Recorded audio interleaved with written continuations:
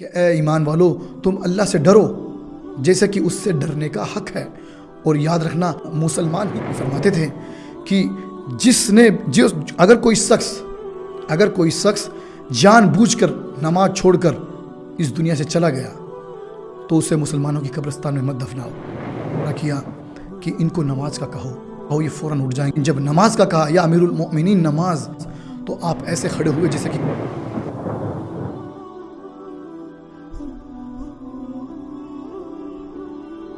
الحمدللہ الذي انزل على عبده الكتاب ولم يجعل له عوجا ان الله ملائكته يصلون على النبي يا ايها الذين امنوا صلوا عليه وسلموا تسليما صلی اللہ علیہ وسلم۔ رب اشرح لي صدري ويسر لي امري واحلل عقدة من لساني يفقهوا قولي فاعوذ بالله من الشيطان الرجيم بسم الله الرحمن الرحيم۔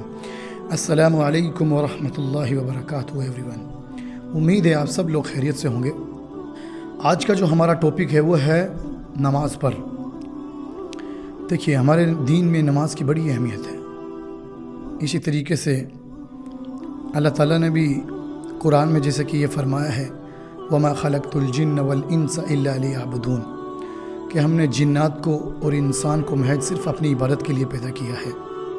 اور پھر اللہ تعالیٰ نے یہ کہا کہ الذی خلق الموت والحیات لیبلوکم ایکم احسن عملا وہو العزیز الغفور، کہ ہم نے انسان اور جنات کے لیے ان کی یہ موت اور زندگی کا سلسلہ اس لیے بنایا ہے تاکہ ہم انہیں آزمائیں کہ ان میں سے کون اچھے عمل کرتا ہے، کون اللہ کو راضی کرنے والے کام کرتا ہے۔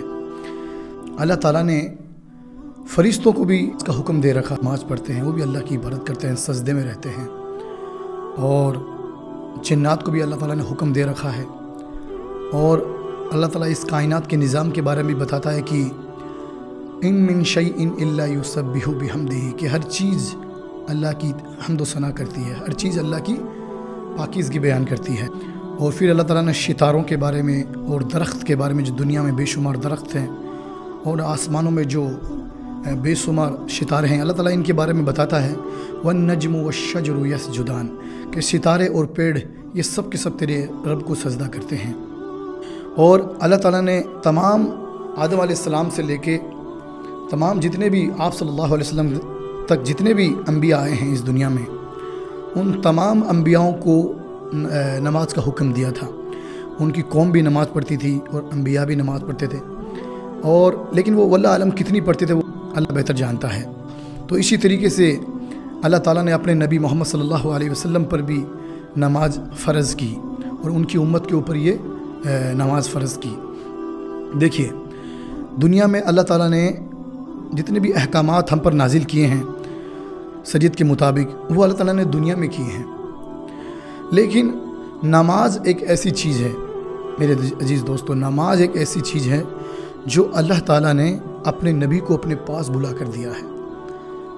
اور اتنا امپورٹنٹ تحفہ اللہ کے نبی کو اللہ تعالیٰ نے اپنے پاس بلا کر دیا ہے۔ میں آپ کو ایک چیز کی مثال دیتا ہوں کہ جیسے کہ ہمارا کوئی دوست ہے، ہم کہیں دور بیٹھے ہیں، کہیں دور ملک میں ہیں، وہ کہیں اور دور رہتا ہے، اور ہم اپنی محبت کے بنا پر ہم اسے کوئی تحفہ بھیجتے ہیں، تو جتنے بھی تحفے ہیں ہم اس کو اس کے ملک میں بھیجتے ہیں۔ لیکن اگر ہمیں خاص تحفہ دینا ہو، کوئی امپورٹنٹ تحفہ دینا ہو، تو ہم اس شخص کو بلائیں گے، اس کی تعریف کریں گے اور لوگوں کو اس کے بارے میں بتائیں گے، اور سب کے سامنے اس کو تحفہ دیں گے اور اس کی عزت کریں گے، اس کی بڑائی کریں گے۔ تو اسی طریقے سے اللہ کے نبی کو بھی اللہ تعالیٰ نے جب آسمانوں پر نماز کے لیے خاص طور سے بلایا، باقی احکامات اللہ تعالیٰ نے دنیا میں نازل کیے اللہ کے نبی پر، لیکن جب نماز کا وقت آیا تو اللہ تعالیٰ نے اپنے نبی کو اپنے پاس بلایا، اور سارے ملائکہ نبی آپ صلی اللہ علیہ وسلم کے انتظار میں تھے، اور اللہ تعالیٰ نے کچھ نبیوں سے ملاقات کروائی، اور اللہ تعالیٰ پھر اپنے پاس بلا کر انہیں نماز جیسا تحفہ دیا۔ کتنی بڑی بات ہے میرے عزیز دوستو، کتنی بڑی بات ہے کہ نماز جیسا تحفہ اللہ تعالیٰ نے ہمارے نبی کو آسمان پر بلا کر دیا۔ حالانکہ آج تک کسی نبی کو بھی اس طرح سے اللہ تعالیٰ نے نماز کا تحفہ نہیں دیا جس طرح سے ہمارے نبی کو نماز کا تحفہ بلا کر دیا۔ کتنی بڑی عظمت کی بات ہے، اللہ تعالیٰ نے کتنا احسان کیا ہم پر، کتنا اللہ کا کرم ہوا ہم پر کہ اللہ تعالیٰ نے نماز جیسی چیز ہمارے نبی کو بلا کر دی اور ہم پر فرض کی۔ خدا کی قسم نماز اگر ہماری زندگی میں نہ ہوتی تو ہم ایک اللہ سے ہٹ کر ہم غیروں کی عبادت میں لگ جاتے۔ یہ نماز ہمیں بتاتی ہے کہ تمہارا رب ایک ہے، یہ نماز ہمیں بتاتی ہے کہ تمہیں ایک ہی رب کے آگے جھکنا ہے۔ تم سب کے سب، چاہیے تم کتنے بھی فرقے میں کیوں نہ ہو، تمہارا رب ایک ہے اور تمہیں ایک ہی رب کی عبادت کرنی ہے، اور کس طرح کرنی ہے وہ بھی اللہ تعالیٰ نے بتایا۔ اگر ہمارے پاس نماز نہ ہوتی تو ہم بھی کسی پتھر کے خدا کو، کسی سونے چاندی کے خدا کو، کسی لوہے کے خدا کو، مطلب کوئی بھی اپنی من کی مرضی کے مطابق کوئی خدا بنا لیتے ہم لوگ، اور پھر اس کی عبادت میں لگ جاتے۔ یہ اللہ کا کتنا بڑا کرم اور فضل ہے، نماز بھی اتنی بہترین ہم کو دی کہ ہم اس کے مطابق اللہ تعالیٰ سے ڈائریکٹ بات چیت کر سکتے ہیں۔ حضرت علی رضی اللہ تعالیٰ عنہ کا قول ہے کہ جب میرا من کرتا ہے کہ میں اپنے رب سے بات کروں تو میں نماز پڑھتا ہوں، اور جب میرا من کرتا ہے کہ میرا رب مجھ سے بات کرے تو میں قرآن پڑھتا ہوں۔ اللہ اکبر، کتنی بڑی نعمت قرآن اور نماز کی اللہ تعالیٰ نے ہمیں دی۔ آپ بتائیے ہماری نظر میں اس کی کیا قیمت ہے اس نماز کی؟ صحابہ اکرام، جب اللہ کے نبی نے صحابہ اکرام کو یہ نماز پیش کی تو خدا کی قسم وہ اس نماز پر ایسے جمے، اپنی سب سے امپورٹنٹ چیز پر جو جمتا ہے نا کہ یہ میری زندگی کی سب سے امپورٹنٹ چیز ہے، اس طرح وہ نماز پر جم گئے۔ حالانکہ نہ بیماری دیکھی، نہ سکھ دیکھا، نہ دکھ دیکھا، نہ اپنے حالات دیکھے، کبھی بھی نماز نہیں چھوڑا کسی بھی حال میں۔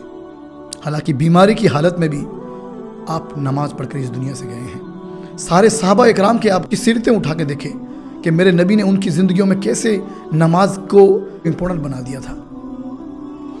آج ہماری نظروں میں نماز کی کیا امپورٹنٹ ہے؟ میں آپ کو ایک قصہ سناتا ہوں حضرت عمر رضی اللہ تعالیٰ عنہ کا۔ حضرت عمر رضی اللہ تعالیٰ عنہ جب بیماری کی حالت میں تھے، اس وقت آپ خلیفہ تھے لیکن آپ کا آخری وقت تھا، جب آپ بیماری کی حالت میں تھے تو ان کو اتنا بڑا زخم لگا، آپ جو بھی کھانا کھاتے تھے آپ کے جسم کے زخم کے حصے سے نکل جایا کرتا تھا۔ لیکن صحابہ اکرام یہ فکر میں تھے کہ امیر المؤمنین نماز کو کیسے ادا کریں گے، اس حالت میں نماز کو کیسے ادا کریں گے۔ حالانکہ ان کو یہ فکر تھی کہ نماز تو کسی حال میں چھوڑ نہیں سکتے۔ تو صحابہ اکرام نے مشورہ کیا کہ ان کو کیسے اٹھایا جائے، نماز بھی پڑھنا ضروری ہے۔ تو صحابہ اکرام نے مشورہ کیا کہ ان کو نماز کا کہو، اور یہ فوراً اٹھ جائیں گے۔ جب نماز کا کہا یا امیر المؤمنین نماز، تو آپ ایسے کھڑے ہوئے جیسے کہ قیامت آ گئی، اور کہا بے شک جس کی زندگی میں نماز نہیں اس کا اسلام میں کوئی حصہ نہیں، جس کی زندگی میں نماز نہیں اس کا ایمان کامل ہو ہی نہیں سکتا۔ اللہ اکبر۔ صحابہ اکرام نے جنگ کے میدان میں بھی نماز کو نہیں چھوڑا۔ اللہ تعالیٰ نے گناہ سے بچنے کا حکم دیا ہے۔ ایک تو وہ گناہ ہوتا ہے جو حقوق اللہ سے تعلق رکھتا ہے، اور ایک وہ گناہ ہوتا ہے جو مخلوق سے تعلق رکھتا ہے۔ لیکن حقوق اللہ کے اندر نماز سب سے بڑی چیز ہے۔ اگر ہم نے نماز کو چھوڑ دیا سمجھو ہم نے دین کو ڈھا دیا، یہ دین کا ستون ہے، ہم نے دین کو ڈھا دیا۔ سب سے بڑا گناہ خدا کی قسم نماز کو چھوڑ دینا ہے، سب سے بڑا گناہ۔ اس سے بڑا اسلام میں کوئی گناہ نہیں ہے۔ ایک تو ہے شرک اور ایک ہے نماز کا چھوڑ دینا۔ یہ دونوں ہی چیز ایسی ہے جو اسلام سے انسان کو بے دخل کر دیتی ہے، باہر کر دیتی ہے۔ لیکن پھر بھی ہم جیسے مسلمان جو کمزور ایمان کے ہیں، ہم جیسے مسلمان کیا سمجھ کے بیٹھے ہیں کہ ہم نے نماز ہی تو چھوڑی ہے لیکن ہے تو مسلمان نہیں۔ شیطان نے یہ گمان ہمارے دل میں بہت خطرناک ڈالا ہوا ہے، نماز چھوڑ کر یہ گمان ڈالا ہوا ہے کہ ہم مسلمان ہیں۔ میں آپ کو صلی اللہ علیہ وسلم کی حدیث سناتا ہوں۔ میرے نبی صلی اللہ علیہ وسلم نے فرمایا کہ بندے کے کفر اور اسلام کے درمیان فرق کرنے والی چیز صرف نماز ہے۔ اللہ اکبر، استغفر اللہ، کتنی بڑی بات کہی میرے نبی نے۔ اور ایک جگہ آپ نے کہا، ایک حدیث سے ثابت ہے کہ آپ نے کہا کہ جس شخص نے بھی جان بوجھ کر ایک وقت کی نماز بھی چھوڑ دی گویا اس شخص نے کفر کیا، مطلب اس نے کافروں والا کام کر کے دکھا دیا، اس نے کفر کیا۔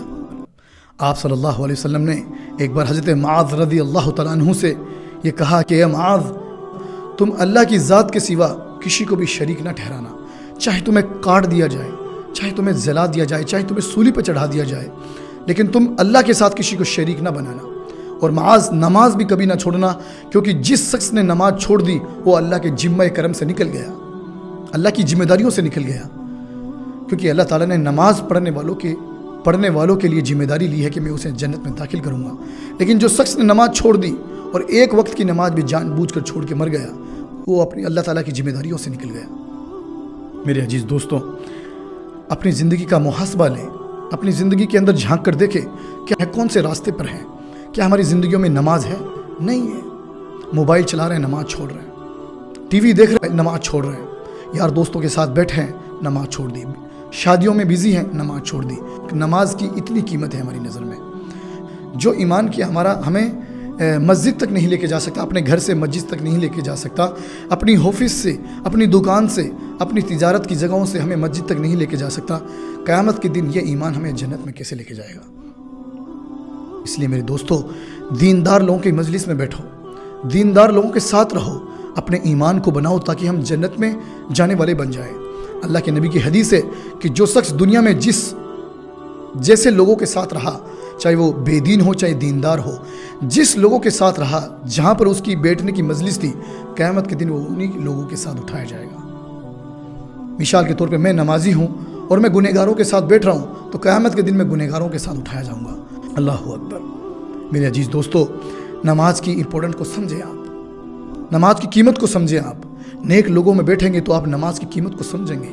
دیندار لوگوں کی مجلس میں بیٹھیں گے، آپ نماز کی قیمت کو سمجھیں گے. میرے عزیز دوستو، نماز کسی حال میں بھی معاف نہیں ہے، کسی حال میں بھی معاف نہیں ہے. چاہے آپ کسی کام میں بزی ہو، نماز سے امپورٹنٹ چیز کچھ بھی نہیں ہے. آپ کتنے بھی بڑے سے بڑے امپورٹنٹ کام میں چلے جاؤ، لیکن اس سے پہلے نماز کو پڑھنا ضروری ہے. آپ بہانہ نہیں بنا سکتے میں یہاں بزی تھا، میں وہاں بزی تھا. نہیں میرے عزیز دوستو، سب سے پہلے ہمیں حکم دیا گیا کہ سب سے پہلے نماز کو ادا کرو.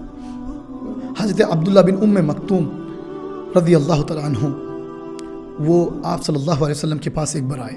کہنے لگے، یا رسول اللہ، میں نابینا ہوں، میں اندھا ہوں اور میں بڑھاپے کی حالت میں پہنچ چکا ہوں. کیا میرے لیے گنجائش ہے میں گھر پہ نماز پڑھ سکوں؟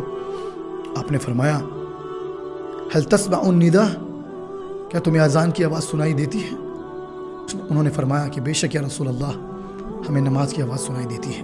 جھوٹ تو وہ بولتے ہی نہیں تھے، کیونکہ اللہ کے نبی نے انہیں جھوٹ بولنا تو سکھایا ہی نہیں تھا. پھر وہ ایک دوسرا عذر لے کے آئے، یا رسول اللہ، میرا گھر مسجد سے بہت دور ہے، مجھے آنے میں تکلیف ہوتی ہے، مجھے لانے والا بھی کوئی نہیں ہے، کیا میں گھر میں نماز پڑھ سکتا ہوں؟ آپ نے فرمایا، هل تسمع النداء، کیا تمہیں اذان کی آواز سنائی دیتی ہے؟ اس صحابی نے کہا کہ یا رسول اللہ، بے شک نماز کی اذان سنائی دیتی ہے. تو آپ صلی اللہ علیہ وسلم نے فرمایا، پھر تو تمہیں مسجد میں آ کے ہی نماز پڑھنی پڑے گی. دیکھیے، اس طریقے سے انہوں نے 6 عذر پیش کیے. کنہوں نے؟ حضرت عبداللہ بن ام مکتوم رضی اللہ تعالیٰ عنہ نے، جو نابینا صحابی ہیں، جو اندھے صحابی ہیں. انہوں نے اپنے عذر کو پیش کیا، اپنے حالات کو بیان کیا کہ یا رسول اللہ، آپ مجھے اجازت دیں کہ میں گھر پہ نماز پڑھ سکتا ہوں. انہوں نے کیا کیا عذر بتائے؟ انہوں نے بتایا کہ میرا گھر مسجد سے دور ہے، اور میرے گھر کے بیچ میں اور مسجد کے درمیان بڑے بڑے درخت ہیں اور بڑے بڑے پتھر ہیں.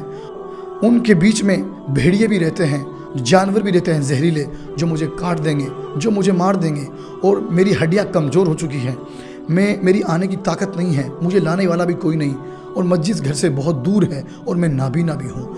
اتنے عذر پیش کیے. پھر بھی اللہ کے نبی نے ان سے کہا، هل تسمع النداء، کیا تمہیں اذان کی آواز سنائی دیتی ہے؟ انہوں نے کہا، یا رسول اللہ، بے شک کی اذان ضرور سنائی دیتی ہے. انہوں نے کہا کہ اے میرے صحابی، پھر تو تمہیں نماز مسجد میں ہی ادا کرنی پڑے گی، مسجد میں ہی ادا کرنی پڑے گی. ایک بار تو آپ نے اجازت دے دی کہ ٹھیک ہے تم گھر میں ادا کر لو، لیکن پھر آپ نے واپس بلایا کہ تمہیں اذان کی آواز سنائی دیتی ہے؟ انہوں نے کہا کہ بے شک سنائی دیتی ہے. پھر آپ نے ان سے کہا کہ پھر تو تمہیں مسجد میں ہی آ کے نماز پڑھنی پڑے گی. اللہ اکبر. ایک اندھے صحابی کو اللہ کے نبی نے آخرت کے عذاب سے بچا کر دنیا کی تکلیف دینا ضروری سمجھا تاکہ آخرت کے عذاب سے بچ جائے، اور ان کو اجازت نہیں دی. آپ اور میرے پاس کیا عذر ہوگا قیامت کے دن؟ کیا عذر پیش لے کے ہم اللہ کی بارگاہ میں کھڑے ہوں گے کہ اللہ ہم اندھے تھے، کیا ہم بہرے تھے، ہم گونگے تھے، ہم معذور تھے، اپاہج تھے؟ کیا ہم یہ عذر دے پائیں گے؟ کیا اللہ ہمیں دیکھ نہیں رہا؟ بنانے والا کیا ہمارے اندر کتنی بیماریاں ہیں، کتنی تندرستی ہے، کیا وہ جانتا نہیں؟ میرے عزیز دوستو یاد رکھنا، جس کی زندگی میں نماز نہیں، اس کا اسلام میں کوئی حصہ نہیں ہے. نماز اتنی امپورٹنٹ چیز ہے ہماری زندگی میں. میں آپ کو حضرت امام احمد بن حنبل کا قرآن اور حدیث کی روشنی میں ایک فتویٰ بتاتا ہوں. امام احمد بن حنبل رحمۃ اللہ علیہ فرماتے تھے کہ اگر کوئی شخص جان بوجھ کر نماز چھوڑ کر اس دنیا سے چلا گیا تو اسے مسلمانوں کی قبرستان میں مت دفناؤ، اسے ایک جنگل میں لے جا کے جلا دو، کیونکہ وہ کافر کی موت مرا ہے. اللہ اکبر، استغفر اللہ. اللہ ہمیں جہنم کی آگ اور اس کے عذاب سے بچائے۔ کیا فرمایا؟ اسے جنگل میں لے جا کے جلا دو کیونکہ وہ کافر کی موت مرا ہے۔ اور ایک ان کا فتویٰ ایک یہ بھی ہے کہ جس نے جان بوجھ کے نماز چھوڑ دی اس کا نکاح بھی ٹوٹ جاتا ہے۔ اسی لیے سعودیہ عرب کے جو عربی ہیں، جو امام احمد بن حنبل کے طریقے سے آپ صلی اللہ علیہ وسلم کو جو فالو کرتے ہیں، وہ نماز کو کسی حال میں بھی نہیں چھوڑتے۔ انہیں انہی فتووں کا ڈر لگتا ہے کہ اگر ہم نے جان بوجھ کے نماز چھوڑ دی ہمارا نکاح بھی ٹوٹ جائے گا اور ہم اسلام سے خارج ہو جائیں گے۔ یاد رکھو، اگر جس انسان نے توبہ نہیں کی تو یاد رکھو وہ انسان اللہ کی بارگاہ میں معافی کے لائق نہیں ہوگا۔ اگر وہ معافی مانگے بغیر اس دنیا سے چلا گیا اس کا کیا حل ہوگا؟ اس لیے میرے عزیز دوستوں، اللہ سے نماز جتنی بھی چھوٹی ہے اللہ سے توبہ کریں۔ اللہ بڑا غفور و رحیم ہے اور معاف کرنے والا ہے۔ اور اللہ تعالیٰ نے قرآن میں خود کہا ہے، یا ایھا الذین آمنوا اتقوا اللہ حق تقاتہ ولا تموتن الا وانتم مسلمین، کہ اے ایمان والو تم اللہ سے ڈرو جیسے کہ اس سے ڈرنے کا حق ہے، اور یاد رکھنا مسلمان ہی مرنا، کہیں کفر کی موت نہ مرنا، مسلمان ہی مرنا۔ میرے عزیز دوستو، اگر ہم نے اپنے آپ کو نماز کا قائم نہیں بنایا، اپنے آپ کو نماز کا عادی نہیں بنایا، اپنے آپ کو اللہ کے آگے نہیں جھکایا، تو خدا کی قسم اس دن قیامت کے دن کیا ہوگا جب ایک بے نمازی اللہ کی بارگاہ میں کھڑا ہوگا اور اللہ تعالیٰ اس سے اپنی رحمت کی نظر سے دیکھنا بھی بند کر دیں گے۔ اللہ اکبر۔ میرے عزیز دوستو، اللہ کے نبی نے جب یہ کہا کہ جس شخص نے بھی ایک وقت کی نماز بھی جان بوجھ کر چھوڑ دی گویا کہ اس نے کفر کیا، اور اللہ تعالیٰ قرآن میں فرماتا ہے وَلِلَّذِينَ كَفَرُوا بِرَبِّهِمْ عَذَابُ جَهَنَّمَ وَبِئْسَ الْمَصِيرُ، جس نے اپنے رب کے ساتھ کفر کیا اس کے لیے جہنم کا بڑا دردناک عذاب ہے۔ 10 صحابہ ہیں عشرہ و مبشرین کے اندر، 10 صحابہ اللہ تعالیٰ نے ان کو جنت کی بصارت دی، لیکن جنت کی بصارت ملنے کے بعد میں بھی وہ ایسے رویا کرتے تھے جیسے انہیں جہنم کی بصارت ملی ہو۔ میرے عزیز دوستو، آج موقع ہے اپنی زندگی کو سنواریں، اور اللہ تعالیٰ نے قرآن میں خود کہا ہے یا ایھا الذین آمنوا قوا انفسکم واہلکم نارا وقودھا الناس والحجارہ، کہ اے ایمان والو، اے مومنو، تم خود کو اور اپنے گھر والوں کو بچاؤ اس جہنم کی آگ سے جس کا ایندھن انسان اور پتھر ہوں گے۔ استغفر اللہ۔ اللہ تعالیٰ ہمیں نماز پڑھنے کی توفیق دے، اللہ تعالیٰ ہمیں اپنے آگے جھکنے کی توفیق دے۔ دیکھیے میرے عزیز دوستو، یہ آپ اور میرے بس کی چیز نہیں ہے کہ ہم اللہ کے آگے نہ جھکیں، نہیں، یہ اللہ کی طاقت ہے جو ہمیں اپنے آگے جھکنے کی توفیق نہیں دے رہا۔ ہم سے ایسی کوئی بہت بڑی غلطی ہوئی ہے، ہم سے بہت بڑا گناہ ہوا ہے جو اللہ تعالیٰ ہم سے اس قدر ناراض ہے کہ ہمیں اپنے گھر میں بلا بھی نہیں رہا۔ حالانکہ ہمارے گھر مسجدوں کے قریب ہے، پھر بھی اللہ تعالیٰ ہمیں اپنے گھر میں آنے کی توفیق نہیں دیتا، اپنے آگے جھکنے کی توفیق نہیں دے رہا۔ یہ بہت بڑی بات ہے میرے عزیز دوستو، بہت بڑی بات ہے۔ اسی لیے اللہ تعالیٰ سے توبہ کریں، اللہ تعالیٰ سے معافی مانگے کہ اللہ تعالیٰ ہمیں نماز پڑھنے کی توفیق دے، ہمیں اپنے آگے جھکنے کی توفیق دے۔ اور اگر ہم نے اللہ تعالیٰ سے دعا کی کہ اللہ ہمیں اپنے آگے جھکا، ہمارے تمام گناہوں کو معاف کر اور ہمیں موت دے، تو اللہ تعالیٰ ہمیں ایمان کی موت دے، کفر کی موت سے بچائے اللہ، تو اللہ تعالیٰ ہمیں ضرور انشاءاللہ، اللہ نے چاہا تو اللہ تعالیٰ ہمیں اپنے قریب بلائے گا اور ہمیں صراط مستقیم جیسا سیدھا راستہ دکھائے گا، اور اللہ تعالیٰ ہمیں کہنے سننے سے زیادہ عمل کرنے کی توفیق عطا فرمائے۔ السلام علیکم ورحمۃ اللہ وبرکاتہ۔